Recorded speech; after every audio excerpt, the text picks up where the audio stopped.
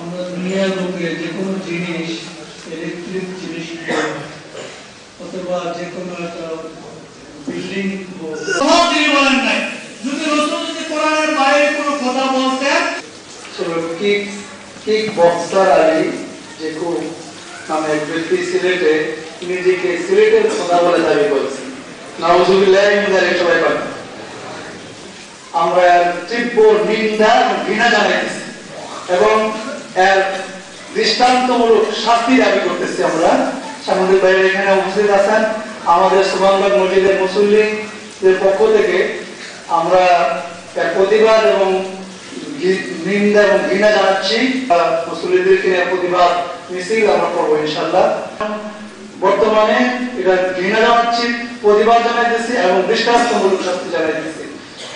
শাস্তির জন্য আমরা প্রশাসনের কাছে আবেদন জানাইতেছি।